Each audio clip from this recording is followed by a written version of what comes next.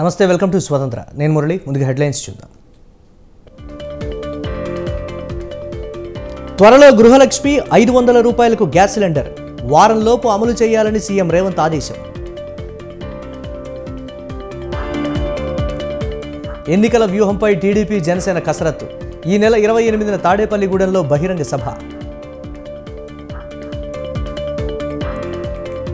చంద్రబాబుకు ఓటమి భయం పట్టుకుంది. కుప్పంలో ఓడిపోతారన్న అంబటి.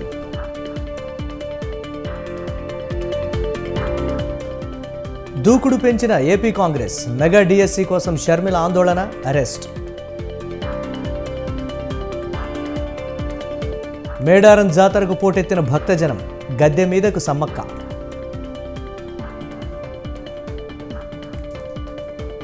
కొలికి వచ్చిన కాంగ్రెస్ ఆప్ పొత్తు. ఢిల్లీలో 4 స్థానాల్లో ఆప్, 3 స్థానాల్లో కాంగ్రెస్. సెన్సెక్స్ 535 పాయింట్లు, నిఫ్టీ 162 పాయింట్లు. లాభాల్లో ముగిసిన stock market. IPL season schedule విడుదల. మార్చి 22 నుంచి మ్యాచ్లు ప్రారంభం.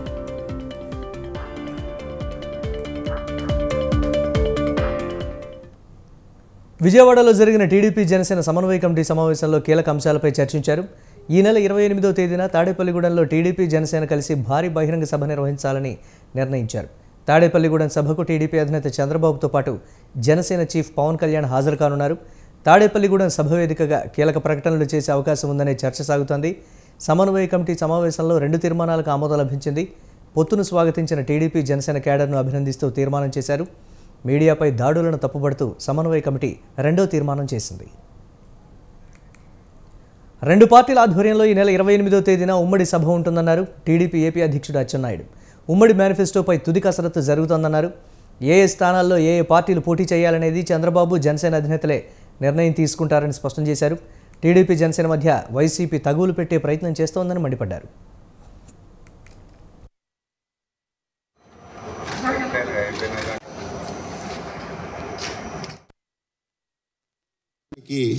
రెండు పార్టీల అధ్యక్షులు కలిసి ఒక సమావేశం పెట్టి ప్రజానీకానికి మెసేజ్ ఇవ్వాలని చెప్పి అనుకున్నాం. కొంత ఆలస్యం అయింది. కారణాలన్నీ కూడా తెలుసు.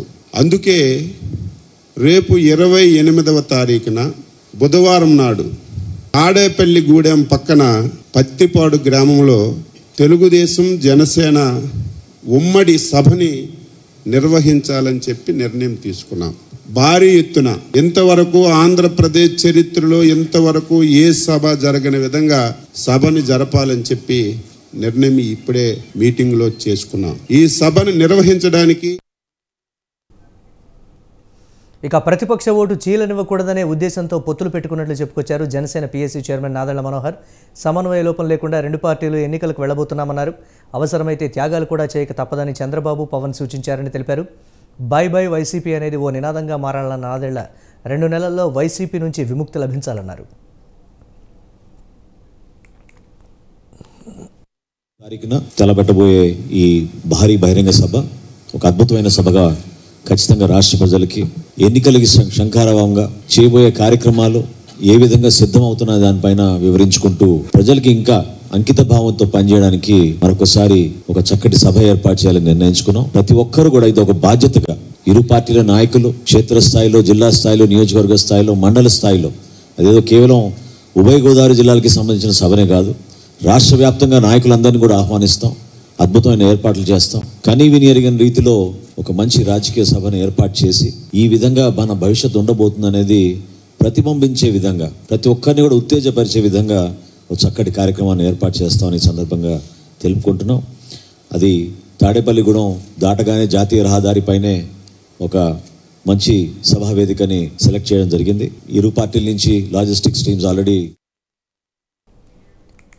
చంద్రబాబుకు ఓటమి భయం పట్టుకుందని మంత్రి అంబటి రాంబాబు అన్నారు. కుప్పంలో చంద్రబాబు ఓడిపోతారని తేలిపోయిందన్నారు. కుప్పంలో గెలవలేని వ్యక్తి రాష్ట్రాన్ని ఏం నడిపిస్తారని ఎద్దేవా చేశారు. టీడీపీ జనసేన పార్టీలు గందరగోళంలో ఉన్నాయని, ఎవరు ఎక్కడ పోటీ చేస్తారో తెలియదన్నారు. చంద్రబాబు, పవన్ రెస్ట్ తీసుకోవాల్సిన టైం వచ్చిందన్నారు. ఇంతవరకు పొత్తు అన్నారు కానీ ఆ పొత్తు ఎక్కడ పొడిచిందో అర్థం కావట్లా. ఎన్ని సీట్లు ఇస్తారో అర్థం కావట్లా. ఈయన ఎన్ని పోటీ చేస్తాడో ఈయనకి అర్థం కావట్లా. లేదా అక్కడక్కడ భీమవరంలోనే పోటీ చేస్తాను అంటున్నా అంట. మరి నిజమో కాదో తెలియదు, అఫీషియల్గా అనౌన్స్ చేయనటువంటి పరిస్థితి. ఇలాంటి గందరగోళ పరిస్థితుల్లో మా ప్రత్యర్థులు ఉన్నారనే విషయాన్ని దయచేసి ఓటరు మహాశయులు గమనించాలని మనవి చేస్తున్నా. వాళ్ళు గందరగోళంలో ఉన్నారు, వాళ్ళు ఎన్ని సీట్లో తేల్చుకోలేని పరిస్థితిలో ఉన్నారు, ఎవరెక్కడ పోటీ చేయాలో కూడా తెలియనటువంటి పరిస్థితిలో ఉన్నారు. చంద్రబాబు నాయుడు గారు కూడా రెస్ట్ తీసుకునే పరిస్థితిలో ఉన్నారు. కాబట్టి టోటల్గా తెలుగుదేశమే రెస్ట్ తీసుకోవాల్సినటువంటి పరిస్థితి ఏర్పడుతుంది. దానితో పాటు పవన్ కళ్యాణ్ గారు కూడా రెస్ట్ తీసుకునే పరిస్థితికి వచ్చిందని ఈ సందర్భంగా నేను చెప్పదలుచుకున్నా. సరే, పవన్ కళ్యాణ్ గారికి ఇంతవరకు పొత్తు అన్నారు, కానీ ఆ పొత్తు ఎక్కడ పొడిచిందో అర్థం కావట్లా, ఎన్ని సీట్లు ఇస్తారో అర్థం కావట్లా. ఏపీలో అక్రమంగా ఇసుక తవ్వకాలు చేస్తున్నారని టీడీపీ నేత నక్కా ఆనందబాబు అన్నారు. రాష్ట్రంలో యథేచ్ఛగా దోపిడీ జరుగుతోందని ఆరోపించారు. సుప్రీంకోర్టు ఎన్జీటీ తీర్పులు కూడా లెక్క చేయట్లేదని మండిపడ్డారు. రీచ్లో స్టాంపులు వేసి దొంగ బిల్లులు ఇచ్చేస్తున్నారని తెలిపారు. పోలీసులు, రెవెన్యూ అధికారులు ఏం చేస్తున్నారని ప్రశ్నించారు. బాపట్ల ప్రాంతంలో అడ్డగోలుగా మైనింగ్ జరుగుతోందని నక్కా ఆనందబాబు ఆరోపించారు. జగనన్న కాలనీలకు ఇసుక దోలినందుకని చెప్పి హౌసింగ్ డిపార్ట్మెంట్కి 1100 కోట్లు చెల్లించిందండి. అదేవిధంగా 80 కోట్లు నాడు నేడు కింద స్కూళ్ళు బాగు చేసినందుకని చెప్పి స్కూల్ ఎడ్యుకేషన్కి ఒక 80 కోట్లు చెల్లించారు. R&R కింద దాదాపు 50 కోట్లు వీళ్ళు చెల్లించారు ఎదురు జేపీ సంస్థకి. నవంబర్ నెల వరకు జేపీ సంస్థని అడ్డం పెట్టి దోచారు. ఇప్పుడు ప్రతిమ, జేసీకేసీ అనే సంస్థల రంగంలో దింపారు. ఏ పర్మిషన్ లేవు. అదే నిన్న చెప్తా ఉన్నారు వీళ్ళందరూ కూడా, ఈ జాయింట్ కమిటీ కూడా. పొల్యూషన్ కంట్రోల్ బోర్డు పర్మిషన్ లేదు. సియా గతంలోనే చెప్పింది ఆంధ్రప్రదేశ్ రాష్ట్రంలో అసలుకి అనుమతులన్నీ రద్దు కాబడ్డాయి, అసలు వీళ్ళు తీయటానికి లేదు, ఈసీలు లేవు, ఈసీలు ఇచ్చేంత వరకు మీరు శాండ్ మైనింగ్ చేయొద్దని చెప్పింది సియా.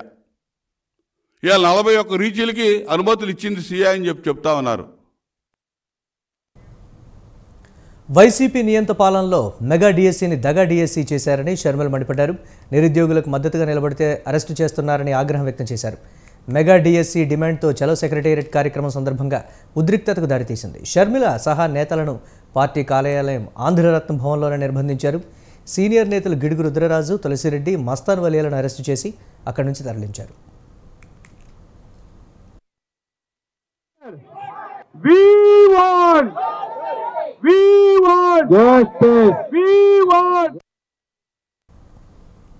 పోలీసుల వైఖరిని నిరసిస్తూ షర్మిల సహా పలువురు నేతలు కార్యాలయం వెలుపల ఆందోళనకు దిగారు.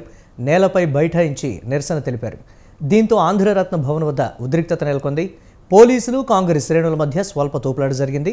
పోలీసులపై షర్మిల తీవ్రంగా మండిపడ్డారు. 23,000 పోస్టులు భర్తీ చేస్తామని చెప్పి కేవలం 6,000 పోస్టులకే నోటిఫికేషన్ ఇచ్చారని తెలిపారు. అధికారంలోకి వస్తే మెగా డిఎస్సీ ఇస్తామన్నారు. ఇప్పుడు ఏమైందని షర్మిల ప్రశ్నించారు. ఒక్క జాబ్ క్యాలెండర్ కూడా ఎందుకు ఇవ్వలేదని నిలదీశారు ఆమె. 2,30,000 ఉద్యోగాలను మేము భర్తీ చేస్తాము అని అధికారంలోకి వచ్చాడు జగనన్న గారు. మరి అలా అధికారంలోకి వచ్చి ఈ రోజు 2,30,000 ఉద్యోగాలకు మీరు జాబ్ నోటిఫికేషన్స్ ఇవ్వాల్సి ఉండగా మీరు ఎన్ని జాబ్ నోటిఫికేషన్లు ఇచ్చారు? ఎంత మందికి ఉద్యోగాలు కల్పించారు? అసలు మెగా డిఎస్సీ 23,000 ఉద్యోగాలు ఖాళీగా ఉంటే చంద్రబాబు గారు 7,000 ఉద్యోగాలే ఎందుకు భర్తీ చేస్తున్నారు? సిగ్గులేదా అని ఆ రోజు మీరు చంద్రబాబు గారిని అన్న మాటలు మీకు గుర్తులేవా? ఈ రోజు అదే 23,000 ఉద్యోగాలు మెగా డిఎస్సీ మీరు ఇవ్వగలిగి ఆ 23,000 కాదు, అదనంగా కొత్తగా ఏర్పడిన ఖాళీలైతేనేమి, రిటైర్ అయిన వాళ్ళైతేనేమి అంతా కలిపి దాదాపు 30,000 ఉద్యోగాలు డిఎస్సీ నోటిఫికేషన్లు మీరు ఇవ్వగలిగి, ఒక మెగా డిఎస్సీ ఇవ్వగలిగి కూడా మీరు ఇవ్వకపోగా 6,000తో ఒక దగా డిఎస్సీ ఇచ్చారు. 2,30,000 ఉద్యోగాలను మేము ఆంధ్రప్రదేశ్లో అమలు చేస్తున్న పథకాలలో కేంద్ర ప్రభుత్వం నిధులు ఉన్నాయని అన్నారు బీజేపీ ఏపీ రాష్ట్ర అధ్యక్షురాలు దగ్గుబాటి పురంధేశ్వరి. పల్లెకు పోదాం పేరుతో బీజేపీ నాయకులు గ్రామాలలో నివసించి ఏపీకి మోదీ అమలు చేస్తున్న పథకాలను వివరించారని చెప్పారు. వివాదాలకు తావు లేకుండా అయోధ్యలో రామమందిర నిర్మాణం జరిగిందన్నారు. రాష్ట్ర ప్రభుత్వం ఇచ్చిన హామీలు ఏవీ కూడా తీర్చలేకపోయిందని విమర్శించారు. ఏపీలో దొంగ ఓట్ల గురించి ఆధారాలతో సహా ఈసీకి కంప్లైంట్ చేశామని పురంధేశ్వర్ చెప్పారు. నాయకులు ఎవరైతే ఉన్నారు, తిరుపతిలో కావచ్చు, ఆ చుట్టూ ఉన్నటువంటి అగ్ర నాయకులు ఎవరైతే ఉన్నారో వారు ఈ సిస్టమ్కి సమాంతరంగా కంప్యూటర్ ఆపరేటర్స్ని వారు నియామకం చేసి మొత్తం పార్లమెంట్లో ఉన్నటువంటి ఓటర్ లిస్ట్ని వీరు ఎలక్షన్ అధికారుల దగ్గర నుండి ఆ యూజర్ నేమ్ పాస్వర్డ్ తీసుకుని దీన్ని డౌన్లోడ్ చేసుకోవటం జరిగింది. అంటే ఒక్క తిరుపతి అసెంబ్లీ కనుక చూసినట్లయితే ఆ రకంగా 35,000 మంది పేర్లు లిస్ట్ అవుట్ చేసుకోవటం జరిగింది. వీటిని డౌన్లోడ్ చేసుకుని వెంటనే దాని మీద ఎవరైతే సానుభూతి పరులు వారు ఉన్నారో వారి ఫోటోలు పెట్టి వాటిని బ్లర్ చేసి క్లియర్గా తెల్లనివ్వకుండా బ్లర్ చేసి ఈ 35,000 ఓట్లు కూడా వారు వేసుకోవడం జరిగింది. అందుకనే ఒక్కసారి మనం గుర్తు తెచ్చుకున్నట్లయితే పదే పదే వైఎస్ఆర్సీపీ నాయకులు ఏమని చెప్పేవారు, 1,00,000 ఓటు మెజారిటీ 1,00,000 ఓటు మెజారిటీ అని పదే పదే చెప్పేవారు. ఈ పని చేస్తున్నారు కాబట్టే వారు నొక్కి ఒక్క నుంచి ఆ 1,00,000 ఓట్ల మెజారిటీ అని వారు చెప్పగలిగారు అని చెప్పి తర్వాత మనకు అర్థమైనటువంటి విషయం. వైఎస్ఆర్సీపీ నాయకులు ఎవరైతే ఉన్నారు తిరుపతిలో కావచ్చు ఆ చుట్టూ రాయలసీమలో రైతుల కష్టాలు కన్నీళ్లు తప్ప మరేమీ కనిపించడం లేదన్నారు మాజీ కేంద్ర మంత్రి చింతామోహన్. రాయలసీమ జిల్లాల్లో రాళ్లు తప్ప నీరెక్కడ ఉందంటూ ప్రశ్నించారు. 1,00,000 ఎకరాల ప్రభుత్వ భూమి ఉన్న తిరుపతిని ఎందుకు రాజధాని చేయకూడదన్నారు. రాజధాని విషయంలో చంద్రబాబు తీరును తప్పుపట్టారు. రాష్ట్రంలో రాజకీయం పాకిస్తాన్ కన్నా ఘోరంగా ఉందని మండిపడ్డారు. చంద్రబాబు నాయుడు రాయలసీమకి సహాయం చేయాలి కదా, ఆడాడో ఒక పనికి వాళ్ళని ఊరు తీసుకోబోయాడు. తుళ్ళూరు అంట, తుళ్ళూరు. ఆ చెప్పించబడ్డ స్థలంలో వెయ్యొద్దు చంద్రబాబు అంటే పునాది రాయి మోడీ చేత వేయించాడు. ఈ రోజు దాకా అది సక్సెస్ కాలేదు, ఫెయిల్ అయిపోయింది. తుళ్ళూరు కాదని అంటున్నారు వాళ్ళు. మరి తుళ్ళూరులో తర్వాత వైజాగ్ అన్నారు. వైజాగ్ పోతే మళ్ళీ వైజాగ్ కాదు హైదరాబాదే అని అంటున్నారు. తిరిగి తిరిగి తిరిగి తిరిగి రాష్ట్రం తిరుగుతూ ఉంది. మరి ఈ పరిస్థితుల్లో ఒకే ఒక మార్గం తిరుపతి. తిరుపతిని రాజధాని నగరం చేయమని ప్రజలందరూ కోరుకుంటున్నారు. ఇది అందరికీ ఆమోదయోగ్యం. ఇది అందరికీ ఆమోదయోగ్యం. రాయలసీమలో పుట్టిన బిడ్డ చంద్రబాబు నాయుడు రాయలసీమకి సహాయం చేయాలి కదా, ఆడాడో ఒక పని. మరో 2 పథకాల అమలుకు కాంగ్రెస్ సర్కార్ నిర్ణయం తీసుకుంది. గృహజ్యోతి 500 రూపాయలకు గ్యాస్ సిలిండర్ పథకాల అమలుకు వెంటనే సన్నాహాలు చేయాలని సీఎం రేవంత్ రెడ్డి అధికారులకు ఆదేశాలు జారీ చేశారు. ఈ నెల 27 లేదా 29వ తేదీన ఈ 2 పథకాలను ప్రారంభించాలని నిర్ణయించారు. ప్రజాపాలనలో దరఖాస్తు చేసుకున్న అర్హులందరికీ లబ్ధి జరిగేలా చూడాలని సీఎం అధికారులకు సూచించారు.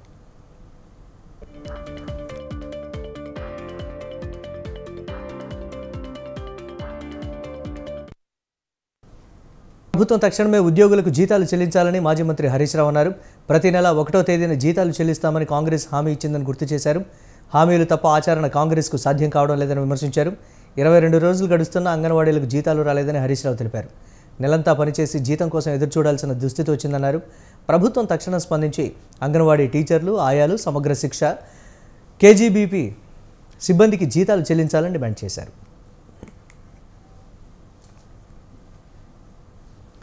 అభివృద్ధి పనుల విషయంలో ప్రభుత్వం నిర్లక్ష్యంగా వ్యవహరిస్తోందన్నారు మాజీ మంత్రి ఎమ్మెల్యే తలసాని శ్రీనివాస్ యాదవ్. సనత్ నగర్లో పర్యటించిన తలసాని ప్రజల సమస్యలను అడిగి తెలుసుకున్నారు. సమస్యల్ని పరిష్కరించాలనే లక్ష్యంతో బీఆర్ఎస్ ప్రభుత్వం పలు అభివృద్ధి పనులు మంజూరు చేసిందని గుర్తు చేశారు. నెల రోజులు వేచి చూసినా తదుపరి కార్యాచరణ ప్రకటిస్తామన్న తలసాని ప్రజాక్షేత్రంలోకి వెళ్లి కాంగ్రెస్ ప్రభుత్వ తీరును ఎండగడతామని అన్నారు తలసాని. మారింది దీన్ని ఏంటంటే దీని రూపురేఖలు మార్చి దీన్ని బ్రహ్మాండమైనటువంటి ఒక గ్రౌండ్తో పాటు పార్కు కూడా బ్రహ్మాండంగా చేసి మరి కాలనీ వాళ్ళకు హ్యాండ్ ఓవర్ చేయాలనేటువంటి ఉద్దేశం. వాళ్ళు కూడా బాగా సఫర్ అవుతుర్రు. వాళ్ళు ఎవరిని ఏమనలేకపోతుర్రు. ఇప్పుడు ఎవరిననేమనంటే ఘర్షణ వాతావరణం ఏర్పడుతుంది. కాబట్టి ఇదంతా బ్రహ్మాండంగా తయారు చేసిన తర్వాత వాళ్ళకి హ్యాండ్ ఓవర్ చేస్తాం. ఆ తర్వాత వాళ్ళు మెయింటైన్ చేసుకుంటూ ఉంటారు.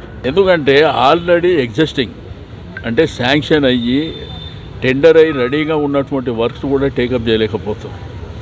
మీకు ఇక్కడ కైలాష్ నగర్ మల్టీపర్పస్ కావచ్చు, ఈఎస్ఐలా మనకు ఆ శ్మశాన వాటిక చాలా బ్రహ్మాండంగా అద్భుతంగా చేయాలని నేను ప్లాన్ చేసి దాని శాంక్షన్స్ అవన్నీ చేసి ఒకళ్ళని అడిగితే ఇంకోళ్ళని అడిగితే ఇంకొకళ్ళు ఇట్లా దాని కాలయాపన చేస్తూ ఈ పార్కు ఇక్కడ ఉన్నటువంటి గ్రౌండ్ ఏంటంటే అన్సోషల్ ఎలిమెంట్స్కి అడ్డగా మారింది. ఇది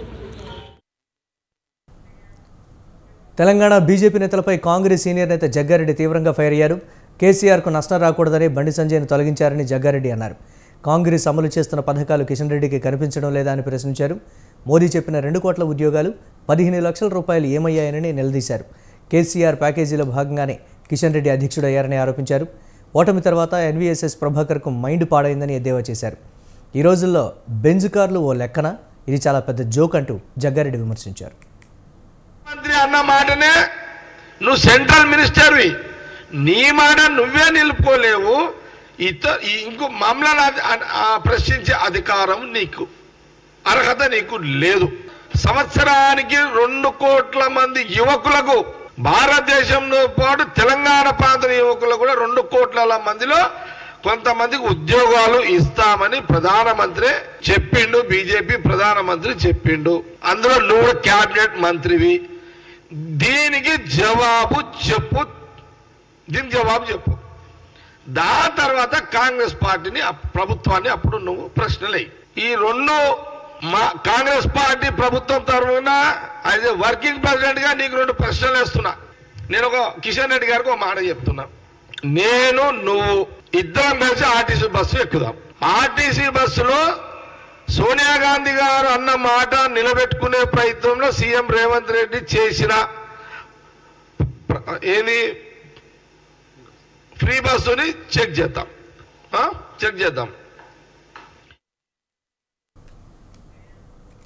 బీఆర్ఎస్పై సిపిఎం రాష్ట్ర కార్యదర్శి తమ్మినేని వీరభద్రం ఫైర్ అయ్యారు. బీఆర్ఎస్ చేసిన అభివృద్ధిని చూడండి, కేసీఆర్ అంటే ఆయన అహంకారం చూసి ప్రజలు ఓడించారని విమర్శించారు. కాంగ్రెస్ విజయాన్ని స్వాగతించామన్న ఆయన ఇచ్చిన హామీలను వెంటనే అమలు చేయాలని డిమాండ్ చేశారు. కాంగ్రెస్ పాలనలో ఉండే పరిమితులను కూడా దృష్టిలో పెట్టుకోవాలని తమ్మినేని స్పష్టం చేశారు. అసెంబ్లీ ఎన్నికల్లో గత 10 సంవత్సరాలుగా పరిపాలనలో ఉన్న బీఆర్ఎస్ పార్టీ ఓడిపోయింది. ప్రధాన ప్రతిపక్షంగా ఉన్నటువంటి కాంగ్రెస్ పార్టీ గెలిచి అధికారంలోకి వచ్చింది. బీఆర్ఎస్ ఓటమిలో కాంగ్రెస్ గెలుపులో ఉన్న ప్రధాన అంశం ఏమిటి అని పరిశీలించినప్పుడు మన పార్టీ అంచనాల్లో బీఆర్ఎస్ ఓటమి అనేది స్వయంకృత అపరాధం. తను అభివృద్ధి చేశానని, దేశంలో రాష్ట్రాన్ని నెంబర్ 1 గా నిలిపానని, అది కరెంటు విషయంలో గానీ, నీళ్ల విషయంలో గానీ, సంక్షేమ పథకాల విషయంలో గానీ, ఇంకా అనేక విషయాల్లో తాను చేసినటువంటి అభివృద్ధి గురించి ముఖ్యమంత్రి కేసీఆర్ అలాగే బీఆర్ఎస్ నాయకులు అదే పనిగా ఏకరువు పెట్టారు ప్రజల ముందు. నేను చేసిన అభివృద్ధి చూడండి, నన్ను గెలిపించండి అని కేసీఆర్ అన్నాడు. కానీ ప్రజలు మాత్రం ఆయన చేసిన అభివృద్ధిని కాకుండా అహంకారాన్ని చూశారు. గత 10 సంవత్సరాలు తెలంగాణలో సిపిఐకి 1 లోక్సభ సీట్ అయినా కాంగ్రెస్ ఇవ్వాలని ఆ పార్టీ జాతీయ కార్యదర్శి నారాయణ డిమాండ్ చేశారు. లేదంటే పార్లమెంట్ ఎన్నికల్లో పొత్తు కుదరదని ఆయన తేల్చి చెప్పారు. తాము కాంగ్రెస్కు 5 స్థానాలు సూచించామని, అందులో ఏదో ఒకటి ఇవ్వాలని నారాయణ చెప్పారు. అన్నదాతలు న్యాయమైన డిమాండ్ల కోసం ఆందోళన చేస్తుంటే బుల్లెట్ల వర్షం కురిపిస్తున్నారని నారాయణ ఆగ్రహం వ్యక్తం చేశారు. ఇండియా కూటమికి అనుకూలంగా ఎవరు వస్తే వాళ్ళతో కలిసి ఒక వేదికను తయారు చేస్తూ ఉన్నాం. దాని ప్రకారం ఇప్పుడు ఆంధ్రప్రదేశ్లో కూడా ఒక ఆల్టర్నేట్గా తయారు చేస్తున్నాం. ఇక్కడ ఆల్రెడీ ఇక్కడ ఇండియా కూటమికి అనుకూలంగా ఇక్కడ ఉన్నాం. కనీసం 1 సీట్ అయినా మాకు ఇవ్వబట్టి అందరూ కలిసి పనిచేసుకుంటే విజయం సాధించబడింది. మరి ఎందుకు ఫెయిల్ అయిపోయారు? ఛత్తీస్గఢ్ ఎందుకు ఫెయిల్ అయిపోయారు? మీరు రూలింగ్ పార్టీ ఉండింది కదా. కలిసి వచ్చే వాళ్ళని కలుపుకోకుండా సంకుచితంగా వ్యవహరించిన కాంగ్రెస్ పార్టీ అక్కడ ఛత్తీస్గఢ్లో, రాజస్థాన్లో, మధ్యప్రదేశ్లో ఓడిపోయింది, తెలంగాణలో గెలిచింది. గెలవడానికి కారణం కాంగ్రెస్ పార్టీ అందరూ కలుపుకొని చేసింది. కాబట్టి తన బలంగా ఉన్నప్పుడు మాకు 1 పార్లమెంట్ సీట్ అన్నా ఇవ్వకపోతే మేమేం చేయాలి? 1 అసెంబ్లీ సీట్ ఇవ్వబట్టే కదా మొత్తం మిగతా అన్ని చోట్ల మేము సపోర్ట్ చేసాం. మా పార్టీకి అతను జెండా తీసుకొని తిరిగారు. కాబట్టి 1 పార్లమెంట్ సీట్ అన్నా మాకు లేకుండా పోతే తెలంగాణలో దీనికి మంచి విషయం రావడం సాధ్యం కాదు. ఇప్పుడున్న పరిస్థితుల్లో దేశం మొత్తం సెంట్రల్లో బీజేపీ వాళ్ళు పనిగట్టుకొని ఇండియా కూటమిని బద్దలు చేయడానికి ప్రయత్నించే క్రమంలో తెలంగాణలో మీకు మంచి రిజల్ట్ రావాలంటే కమ్యూనిస్ట్ పార్టీని మీరు కలుపుకోవాలి. రేపు మాప కాంగ్రెస్ పార్టీని కలుస్తాం. కాంగ్రెస్ మేడారం సమ్మక్క సారలమ్మ దేవతలకు కేంద్ర మంత్రి కిషన్ రెడ్డి నిలువెత్తు బంగారం సమర్పించారు. ప్రకృతి వైపరీత్యాలు లేకుండా పాడి పంటలతో దేశం అంతా సుభిక్షంగా ఉండాలని అమ్మవారికి మొక్కులు చెల్లించినట్టు తెలిపారు. అంతర్జాతీయ స్థాయిలో అమ్మవార్ల పేరిట సెంట్రల్ యూనివర్సిటీ ఏర్పాటు చేశామని, ఈ సంవత్సరం నుండి గిరిజన విశ్వవిద్యాలయాల్లో ప్రవేశాలుంటాయని, అత్యధిక సీట్లు స్థానిక గిరిజన బిడ్డలకే కేటాయించినట్టు తెలిపారు. ఎన్నికల తర్వాత విశ్వవిద్యాలయం కోసం శాశ్వత భవన నిర్మాణానికి భూమి పూజ చేసి భవన నిర్మాణం వేగవంతం చేస్తామని అన్నారు. సంవత్సరం ప్రత్యేకత ఏంటంటే సమ్మక్క సారలమ్మ పేరుతోటి కేంద్ర ప్రభుత్వము ఇక్కడ central university, tribal central university ఏర్పాటు చేయడము చాలా సంతోషకరమైనటువంటి అంశం. ఆ యొక్క సెంట్రల్ యూనివర్సిటీ ఈ సంవత్సరం నుంచే అమ్మవారి పేర్లతో ఇక్కడ ఏర్పాటు చేసుకొని అడ్మిషన్స్ నిర్వహించాలనేటువంటి నిర్ణయం రాష్ట్ర కేంద్ర ప్రభుత్వాలు కలిసి తీసుకున్నాయి. రాష్ట్ర ప్రభుత్వం దానికి కావాల్సినటువంటి భూమి, ఇక్కడ తాత్కాలికమైనటువంటి భవనం కూడా ఏర్పాటు చేయడం జరిగింది. సుమారు 900 కోట్ల రూపాయలతో ఇక్కడ సమ్మక్క సారక్క కేంద్రీయ గిరిజన విశ్వవిద్యాలయం ప్రారంభం కాబోతుంది. చాలా రోజులుగా ఇది వేగవంతంగా జరగాలని ప్రయత్నం చేయడం జరిగింది. ల్యాండ్ ఇప్పుడిప్పుడే కొంత ల్యాండ్ ఇవ్వడం జరిగింది, మరికొంత ల్యాండ్ కూడా కావాల్సింది. ప్రభుత్వం నిన్ననే చీఫ్ సెక్రటరీ గారితో, అంతకుముందు సీతక్క గారితో కూడా మాట్లాడాను. ఇక్కడ ఒక తాత్కాలికమైనటువంటి యూనివర్సిటీ క్యాంపస్ ఏర్పాటు చేసి ఈ సంవత్సరం ఢిల్లీలో పార్లమెంట్ ఎన్నికలకు సంబంధించి ఆమ్ ఆద్మీ పార్టీ, కాంగ్రెస్ పార్టీల మధ్య సీట్ల పంపిణీ ఒప్పందం కుదిరింది. దేశ రాజధానిలో ఆప్ 4 ఎంపీ సీట్లలోనూ, కాంగ్రెస్ 3 సీట్లలోనూ పోటీ చేస్తాయి. సీట్ల సర్దుబాటుకు సంబంధించి 2 పార్టీలు అధికారికంగా త్వరలో ప్రకటించే అవకాశం ఉంది.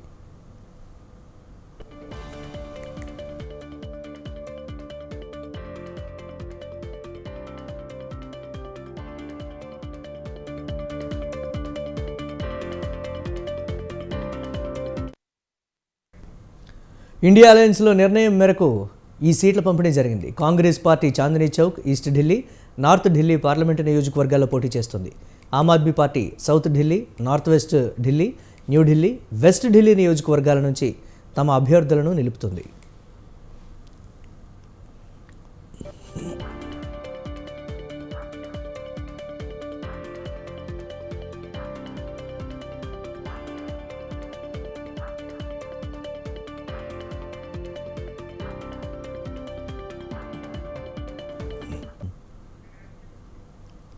కాంగ్రెస్ ఒక స్థానంలో దళిత అభ్యర్థిని, మరో స్థానంలో మహిళా అభ్యర్థిని పోటీకి నిలపాలని నిర్ణయించింది.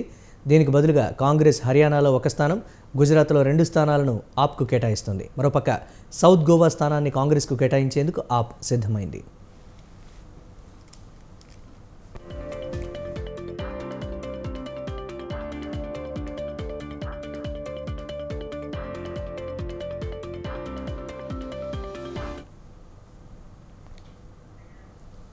లిక్కర్ స్కామ్ కేసులో ఢిల్లీ సీఎం కేజ్రీవాల్కు ఈడీ మరోసారి నోటీసులు జారీ చేసింది. వరుసగా 7వ కేజ్రీవాల్కు సమన్లు ఇచ్చింది ఈడీ. ఈ నెల 26న విచారణకు రావాలని ఈడీ సమన్లు జారీ చేసింది. ఇప్పటివరకు ఈడీ పంపిన 6 సమన్లను కేజ్రీవాల్ పట్టించుకోలేదు. ఆ గడువు ముగిసింది. ఈడీ సమన్లపై కేజ్రీవాల్ స్పందించడం లేదని ఈడీ రౌజ్ అవెన్యూ కోర్టులో కంప్లైంట్ చేసింది.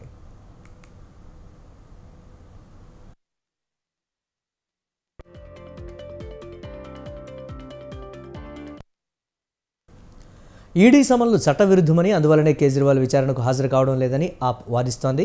ఈ సమన్ల చెల్లుబాటు అంశం సుప్రీంకోర్టులో ఉందని ఆమ్ ఆద్మీ పార్టీ తెలిపింది.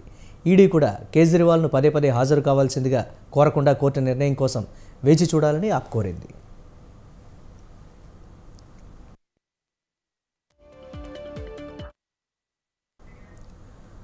కేంద్ర ప్రభుత్వం చెరకు మిల్లులు చెల్లించాల్సిన కొనుగోలు ధరను క్వింటాలకు 340 రూపాయలు పెంచింది.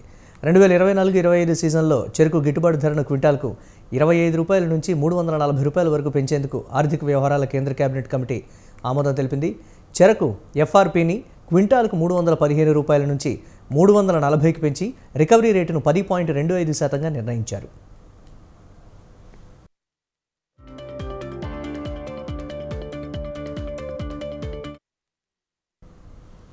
ప్రస్తుత సీజన్ 2023-24లో చెరకుకు నిర్ణయించిన ఎఫ్ఆర్పీ కంటే కొత్త ధర 8% ఎక్కువ. పెంచిన ఎఫ్ఆర్పీ అక్టోబర్ 1 నుంచి అమల్లోకి వస్తుంది. ఫెయిర్ రెమ్యునరేటివ్ ప్రైస్ అనేది చెరకు రైతులకు మిల్లులు చెల్లించాల్సిన కనీస ధర. సార్వత్రిక ఎన్నికలకు ముందు కేంద్ర ప్రభుత్వం ఈ నిర్ణయం తీసుకోవడం విశేషం.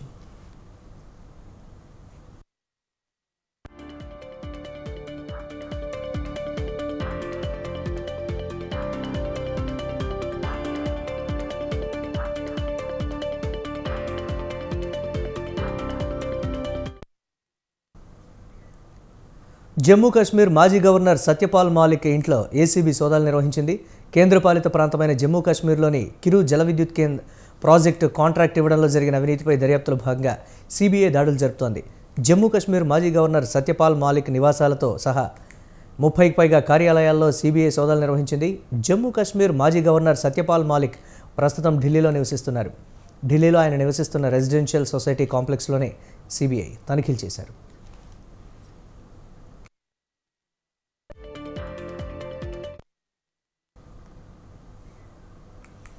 ప్రముఖ ఎడ్టెక్ సంస్థ బైజూస్ వ్యవస్థాపకుడు రవీంద్రన్కు కష్టాలు మరింత తీవ్రతరమయ్యాయి. ఆయనకు ఎన్ఫోర్స్మెంట్ డైరెక్టరేట్ లుకౌట్ నోటీసులు జారీ చేసింది. దేశం విడిచి వెళ్లకుండా చూడాలని సంబంధిత వర్గాలను ఆదేశించింది. గతేడాది బెంగళూరులో 2 కార్యాలయాలతో పాటు ఆయన నివాసంలో సోదాలు జరిపింది.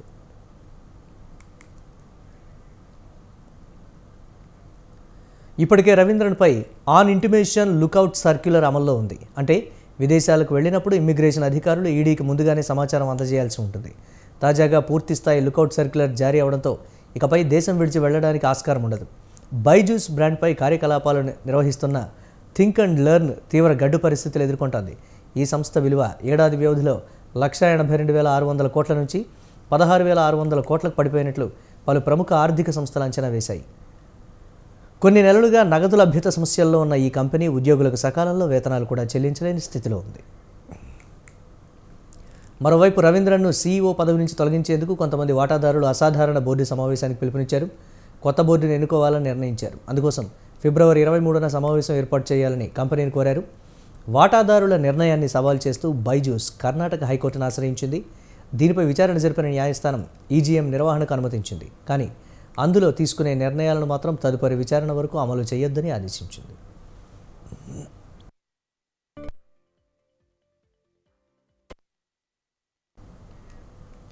మాజీ క్రికెటర్ సచిన్ టెండూల్కర్ కశ్మీర్లో సందడి చేస్తున్నారు. స్థానికులతో కలిసి క్రికెట్ ఆడారు. ప్రస్తుతం కశ్మీర్ పర్యటనలో ఉన్నారు సచిన్. ఈ సందర్భంగా గుల్మార్గ్లో స్థానికులతో కలిసి గల్లీ క్రికెట్ గేమ్లో మునిగిపోయారు. దీనికి సంబంధించిన వీడియో ప్రస్తుతం నెట్టింట వైరల్ అయింది.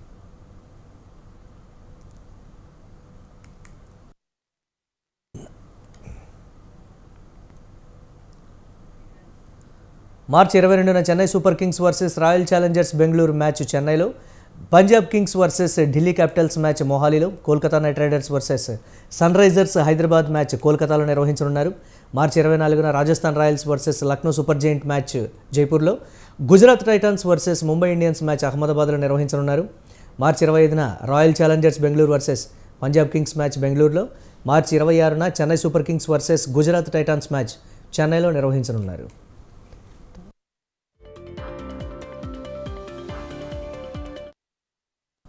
మార్చి 27న Sunrisers Hyderabad versus Mumbai Indians match హైదరాబాద్లో, మార్చి 28న Rajasthan Royals versus Delhi Capitals match జైపూర్లో, మార్చి 29న Royal Challengers Bengaluru versus Kolkata Knight Riders match బెంగళూరులో నిర్వహించనున్నారు. మార్చి 30న లక్నోలో Super Giants versus Punjab Kings match లక్నోలో, మార్చి 31న Gujarat Titans versus Sunrisers Hyderabad match అహ్మదాబాద్లో, Delhi Capitals versus Chennai Super Kings match వైజాగ్లో నిర్వహించనున్నారు. ఇక ఏప్రిల్ 1న Mumbai Indians versus Rajasthan Royals match ముంబైలో, ఏప్రిల్ 2న Royal Challengers versus Lucknow Super Giants match బెంగళూరులో, ఏప్రిల్ 3న Delhi Capitals versus Kolkata Knight Riders match వైజాగ్లో, ఏప్రిల్ 4న Gujarat Titans versus Punjab Kings match అహ్మదాబాద్లో నిర్వహించనున్నారు.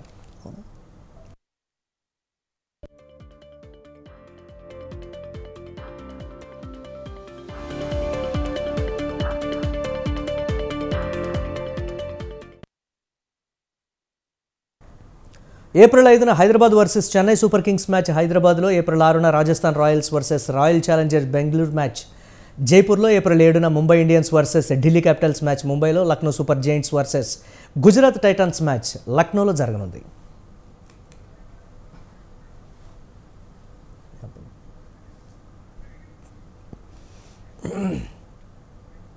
ఇవి ఇప్పటి వరకున్న అప్డేట్స్. కీప్ వాచింగ్ స్వతంత్ర.